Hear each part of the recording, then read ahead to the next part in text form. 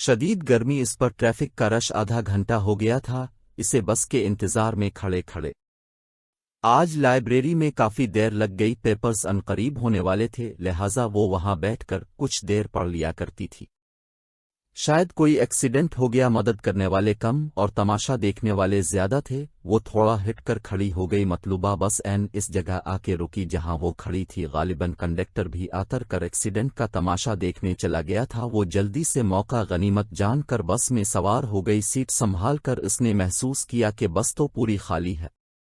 عجیب عجیب خیالات ذہن میں آنے لگے۔ اس نے اترنے کا سوچا مگر بس چل پڑی تھی۔ بس کی اسپیڈ خاصی کم تھی۔ کنڈکٹر اور ڈرائیور کی باتوں سے اندازہ ہوا کہ بس خراب ہے، اسی لیے سواریاں نہیں اٹھا رہی تھی۔ اس کے ہونے سے انہیں کوئی فرق نہیں پڑ رہا تھا لہٰذا کنڈکٹر نے اسے اگنور کر دیا، یہاں تک کہ ٹکٹ بھی نہیں لیا۔ ابھی وہ سگنل پہ پہنچے تھے کہ سگنل بند ہو گیا اور تیزی سے بس کے مردانہ حصے میں کچھ لوگ چڑھ گئے۔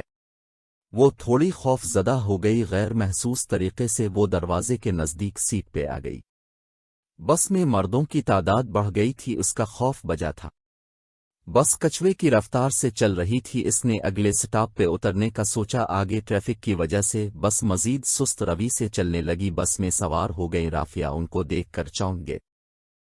فردوس مامی بے ساختہ اس کے منہ سے نکلا، انہوں نے بھی چونک کر دیکھا۔ رافیہ تم؟ انہوں نے حیرت سے پوچھا۔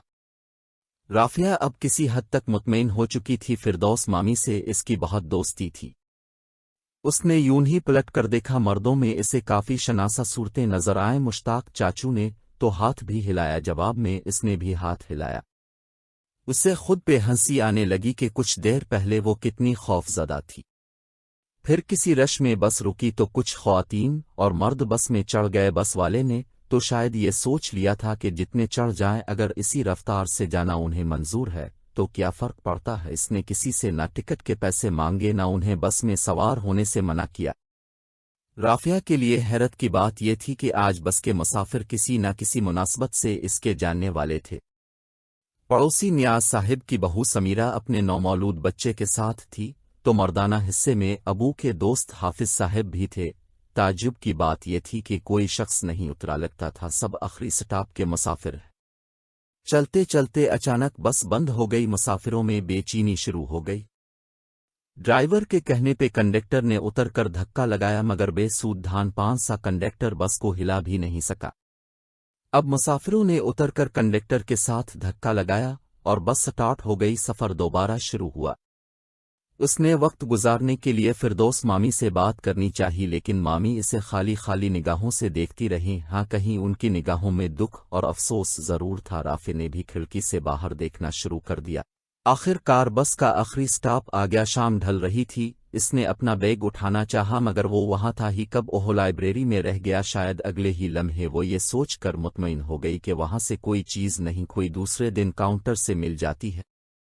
فردوس مامی ہمارے گھر چلیں، اس نے بڑی اپنائیت سے کہا۔ آؤنگی بہت جلد، انہوں نے دھیمے لہجے میں کہا، اور ایک جانب چل دیں۔ اندھیرا آہستہ آہستہ دن کی روشنی کو کھا رہا تھا۔ وہ تیز قدم اٹھاتی گھر کی طرف چل دی۔ گھر کا دروازہ کھلا ہوا تھا اور ٹی وی کی آواز گھر میں گونج رہی تھی۔ دروازہ بند کر کے وہ گھر میں داخل ہوئی۔ امی یقیناً کچن میں ہوں گی، شانی لیپ ٹاپ میں اتنا بزی کہ اس نے اس کی آمد کو محسوس ہی نہیں کیا۔ اس نے خاموشی سے جا کر اپنے روم کا دروازہ لاک کیا اور بستر پر دراز ہو گئی۔ آج کا بس کا سفر اس کو الجھا گیا تھا۔ اس نے آنکھیں بند کر کے کچھ آرام کرنا چاہا، یونیفارم بدلنے تک کی ہمت نہ تھی۔ امی آپی کا دروازہ پھر لاک ہو گیا۔ شافیہ کو شاید کوئی کام تھا اس کے روم میں تو اس کو پتا چلا کہ دروازہ اندر سے لاک ہو گیا ہے۔ رافیہ کے چہرے پہ مسکراہٹ پھیل گئی۔ اوہو، پھر لاک والے کو بلوانا پڑے گا۔ امی کی پریشانی بجا تھی، اکثر کمرہ لاک ہو جاتا پھر لاک والے کو بلایا جاتا تھا۔ ایک تو یہ لڑکی جانے کہاں رہ گئی، آج تو بہت ہی دیر کر دی، ابھی بابا پوچھیں گے تو کیا بتاؤں گی۔ اسے ماں پہ پیار آنے لگا، فون بھی نہیں اٹھا رہی۔ شافیہ کی آواز میں تشویش تھی۔ اس نے چاہا کہ اٹھ کر باہر جائے تاکہ سب مطمئن ہو جائیں، لیکن نیند اور تھکن سے اس کا برا حال تھا۔ کچھ دیر بعد غیر معمولی خاموشی محسوس کر کے وہ باہر آئی۔ ایک افراتفری کا عالم تھا۔ کچن میں چولہا جل رہا تھا، شانی کا لیپ ٹاپ آن تھا، ٹی وی کی آواز بھی گونج رہی تھی۔ اس نے چولہا بند کیا، ٹی وی آف کر کے لیپ ٹاپ آف کیا اور صوفے پہ بیٹھ کر صورتحال پہ غور کرنے لگی۔ اتنے میں کوئی کمرے میں داخل ہوا۔ فردوس مامی، اس نے چونک کر پوچھا۔ ہاں، تمہیں لینے آئی ہوں۔ ان کا لہجہ سرد تھا۔ کہاں جانا ہے؟ اس نے ان کے بے تاثر چہرے کو دیکھتے ہوئے پوچھا۔ آخری سٹاپ۔ انہوں نے اس کا ہاتھ پکڑا اور وہ ایک معمول کی طرح ان کے ساتھ چل دی۔ جانے کب اس کے قدم ہواؤں پہ چلنے لگے۔ اس نے نیچے دیکھا تو اس کا مردہ بدن ایمبولینس میں منتقل کیا جا رہا تھا اور اس کے پیارے اس کے لیے تڑپ رہے تھے۔ ذرا اور اوپر جا کر مامی نے اس کا ہاتھ چھوڑ دیا اور وہ دونوں ہوا میں تحلیل ہو گئے۔